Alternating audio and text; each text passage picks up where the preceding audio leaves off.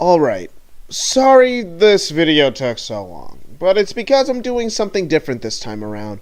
Unlike my Slap on Titan video, I decided that I'm going to go episode by episode on this one, because of how many notes I took while watching it, and it's basically its own show anyway. And also, it's a good way for me to test out a new writing style.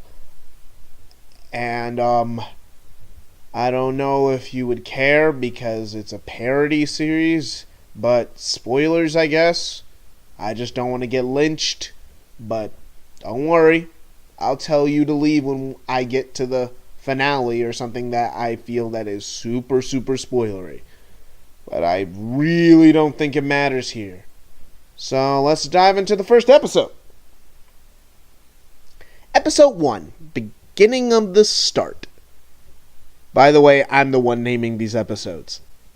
How you know what type of series this is when one of the first lines of dialogue is that Kirito will burn this place to the ground, which lets you know what type of show this is going to be from the get-go and sets up actually some foreshadowing, considering he burns this place to the ground. Then cut to the OP, which fits the show surprisingly well, which, by the way, is This Is War by 30 Seconds to Mars. We then end up in a field where Kirito is with this other guy that got beat up by a pig. Kirito then destroys it with a pebble and proceeds to patronize him. My god! I've stumbled across the most powerful weapon in the game! Stop. The mithril pebble of pig smiting! Please stop.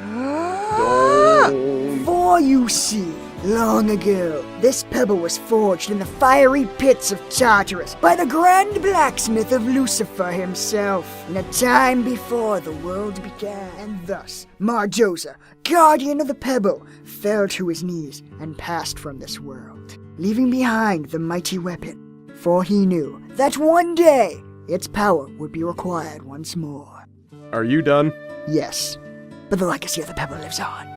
The other guy comes to the conclusion that Kirito must get beat up a lot in real life, and then comes one of the most telling lines from Kirito that makes you realize who he is really early on.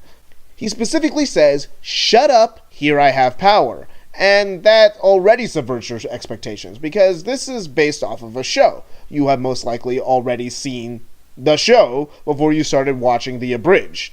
So you know the show makes Kirito an overpowered badass. So in the Abridged series, having Kirito having his badass, talking, patronizing attitude be all a facade is genius on the writer's part, and they will continue to flex this character trait over the whole series. And it's great to show that he slips up sometimes. Well, after hearing that, the other guy decides that he's gonna leave, and if you've seen the show, you expect his name to be Klein, but in this series it's Balls Deep 69. Because that's his test character, which I can assume happens a lot in an RPG game. But as he tries to log out, he can't, neither can Kirito. Balls tries to take off the nerve gear, but Kirito reminds him how it works by telling him that it takes away your motor functions. Then the show turns the exposition into a joke marvelously by showing us footage of the beta test of the console before they took movement away. So many lawsuits. Which is honestly funny and won't be the last time they add their own footage to the show for a joke. Then all of a sudden they get transported to, I guess, the main spawning point, and the main programmer and this season's bad guy, Kaiba Akihiko, shows up voiced by Takahata 101. B2W, he's selling DBZ Abridged, among other roles that you may have heard, and he does great here. But before we move on with the plot itself, let's talk about something important. The background characters. Trust me. You see, usually background characters are like a non-requisite in an Abridged series, but here they are important for one reason: Kirito. You see, every background character is an idiot, and that is important that you feel that way because Kirito feels that way. Because everyone around him is an idiot, it helps you as an audience member stick with him as the main character because you're on his side. And also, they are hilarious. Oh, one more thing. I should probably mention, if your health points reach 0, your real bodies perish as well. What?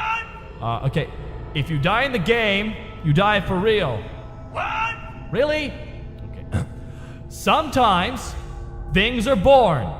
They live, and then they stop. Forever. What? Oh my god! If we die in the game, we die for real! Yeah, I'm just gonna keep that tabbed. One of the things you need to remember about Kayaba is that he makes a lot of movie references, and he uses these as he gives them his spiel about if they die in the game, they die in real life, and people still don't get it. Also, he reveals everyone's true identities as fairly attractive 20-somethings, then disables the profanity filter and pieces out. Kirito, in his own way, tries to ask for Balls' help, for Balls to say that he's gonna pair up with his friends, and also calls Kirito an asshole, but is willing to invite him to his party. But Kirito runs away crying because he was called an asshole, showing that Kirito can't take a punch, and the episode proceeds to end. And I have this much to say, and it's only episode 1. This is gonna be a long video, folks. Episode 2, Doubling Down. The episode starts with Kirito fighting the narrator, and after the OP, we get right into the background characters being idiots. Many of you may be discouraged by the fact that 2,000 people have died so far. What? 2,000 people are dead? It hasn't even been a month yet! Oh my god! We really are fucked! And I know even more of you are a little down because we haven't even cleared the first floor yet. We haven't? I thought we were almost done! And discussing the way that the characters plan to move forward, which leads to the beta testers being discussed, which gets one guy riled up, and we get introduced to Tiffany. Also, now is a good time to talk about the voices. The first few episodes have a very limited voice cast. That's why I hear some of the same voices over and over again in the background. And also, since this was a brand new series, there's not as good voice actors on board, which led to a lot of voice changes later. I don't know if it was because the new voices were better or they couldn't get a hold of the old ones, but I prefer the new ones. They later get Octopimp for Tiffany, who is known for 50% off, where he voices Thug Nagisa. So he was an obvious choice for the black character, and Bubble Monkey was just the perfect voice to bounce off of Kirito. By the way, before I move on, Kirito's voice is so iconic. I sometimes wonder why he hasn't gone to professional voice acting. Anyway, back to episode 2. So as Tiffany explains that the beta testers created a guidebook that people didn't read, you could easily infer that it was written by Kirito, considering one joke later in the episode and the face he makes when it's asked who wrote this. Now, it goes on to say when Ilfang's health goes into the red, he's going to switch from his axe and buckler to something called a tall war. At that point, we should initiate a strategy called the final solution, and I'm just gonna stop reading. Jesus, who wrote this thing? The leader decides to just let everyone group up, and Kirito scoots next to a hooded girl who can't open her menu. At this point in time, Kirito and Asuna are not on the same page in terms of compatibility, but she still has the ability to take some shots at him for being alone. So the group collectively decides to meet at the crack at 2:30 p.m. at the dungeon. And when they get there, they find out that real athletic ability translates to the game. Just gotta say, I love how they integrate exposition in a natural way, just in case you haven't watched the show yet. Then after a Cheetos and Mountain Dew break, they charge into the boss room. And it's going badly because no one is listening to the plan nor know what it means. Then the boss changes its weapon, and here was the joke I was talking about earlier. Kirito goes into detail and explains the differences between the weapon that was written in the book and the weapon that the boss is holding in a very nerdy way. And the leader gets killed, and when Kirito tries to save him, he says he wants to die because he can't take it anymore because their best player is someone who thinks that DPS is some sort of sex thing. And tries to draw wisdom from Kirito of how he can deal with these people. And he says, I've been playing MMOs a long time, Diabo, and if there's one thing I've learned, it's that lions do not concern themselves with the opinions of sheep. Just take that little voice in your head that tells you to be tactful and understanding, and shoot it. Shoot it in the goddamn face. Then proceeds to say that they could have been friends, which the leader replies with, I doubt it. Which is when I think that Kirito starts to double down on his ideals about not needing people. Him and Asa defeat the boss in the most selfish way possible, and show that they are more similar than shown earlier in the episode. And also they have this joke about a cat that learned to play the game, and a guy who was delusional enough to see Jesus, which is great because you don't expect it because of the other Jesus joke earlier in the episode. But these jokes are more important, because this scene jumpstarts the Don Fluffle subplot and Laughing Coffin that will both have their payoff real soon. But back to the main plot. As everyone is praising Kirito, he starts to give them an empowering speech that immediately turns into patronizing everyone and talking crap to all of them. Then as he is leaving, Asuna tries to get half of the coat, and how does he get her off his back? The only way that made sense for this episode. I'll give you the damn coat. Just send me a trade request. What? Oh, it's quite simple, really. Just open your menu. You son of a bitch! Episode 3, Quadrupling Down, a weird-ass excuse for a Christmas special. Like my title suggests, they decided to make this a Christmas special, and while it doesn't really add much to the episode overall, I don't really think it should be taken away from the episode. So the episode begins with Kirito at a tavern. He meets this one guy and ends up signing a contract to be a part of his makeshift crew of Sachi, a girl with lag, him, with a dumb hat, and the rest are just NPCs. One with the best single line that will stick in the mind of viewers for generations. We must save my family! I love the way they throw shots at the show for making so many unremarkable characters that they could be NPCs and the show wouldn't be any worse off for it. After weeks of hanging out with them and tolerating them, the leader of the group, Keita, just realized I never said his name, tells Kirito on his day off to go find Sachi and the reward will be the dumb hat. Kirito really hates that hat, so if that means that he could get it to destroy it, he will find Sachi. And he does, by using the broken detective mode that burns your eyes. Yes, this game is definitely broken. Sachi tells Kirito that she is afraid that her lag is going to get everyone else killed, and Kirito can't mock it. Then Sachi opens Kirito's eyes, so he could be a better person, and he swears to be that in the future. So Keita gets them involved with the mob because he told them that he could replicate an item, but the glitch got patched and he already sold the item, so they have to go find it again. So he sends them to a dungeon without ever telling them what item they're looking for, and the whole time Kirito is trying to be a nice person. But you'll do fine. You've got Kirito, and he's practically carrying this crew. Practically. Kirito. I'm sorry. So on that note, what do you guys think? Well, no offense, but that's the most probably fine idea I've ever heard. That's a weird way to phrase that. Don't push me on this. Alright, so we got us a game plan. They get to a room that's empty except for a chest in the middle, and Gary opens it because he was set to auto-loot.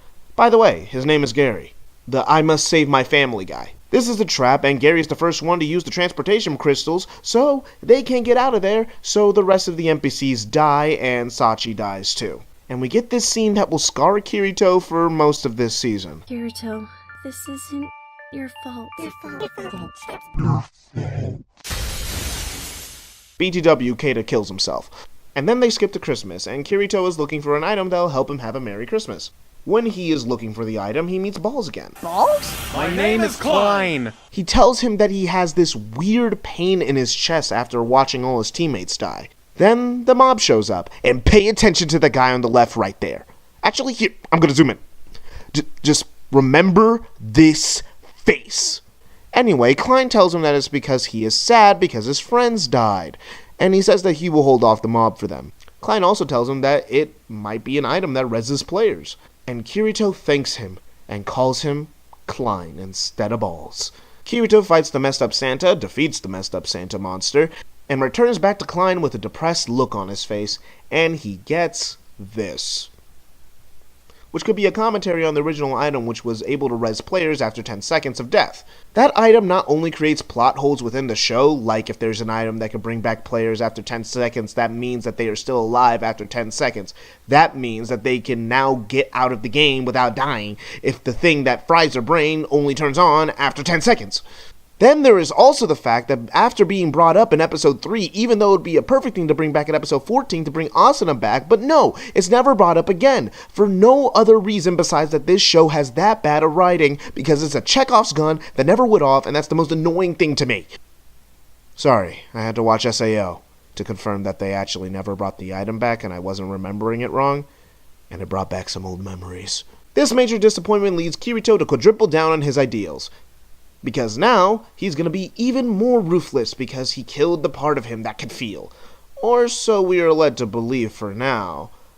But really, it actually breaks him a little inside, which you will see next episode. But, if you wait for the after credits, you will see that the leader of the mob is Don Fluffles, the cat that can play the game, which will set up the conflict between him and Kirito for the rest of the series. And also you find out Klein is considered a legendary player. This is honestly the best episode of the show so far. This is the first time that they mix drama with comedy, character development, and world building all in the same episode. Also, this is when Kirito hits rock bottom in the real show and Abridged, but I actually believe that his arc is him climbing out of this hole that he's in for the rest of the series. And I cannot believe that this show just keeps getting better and better. And you'll see the rest of that betterness in part 2. Yeah, this video took a lot longer than I thought it was going to take. Not only because I took way too many notes and this just kept on going and spiraling out of control, then my life also spiraled out of control. The day I was actually about to finish uploading this into parts, like, I was pretty far into it, and then it basically, editing sucks sometimes when you don't save. That's all I'm gonna say. But see you in part 2, and check out some of my other stuff in the meantime, and also check out the Attack on Titan video. And yes, I know DBZA didn't end, but I'm still gonna talk about it and finish this series that I'd started. It just gives me an excuse to talk about other Abridged series more, and I don't have to do a complete retrospective on DBZ Abridged. I could just talk about my feelings about it, which actually might be harder. Bye!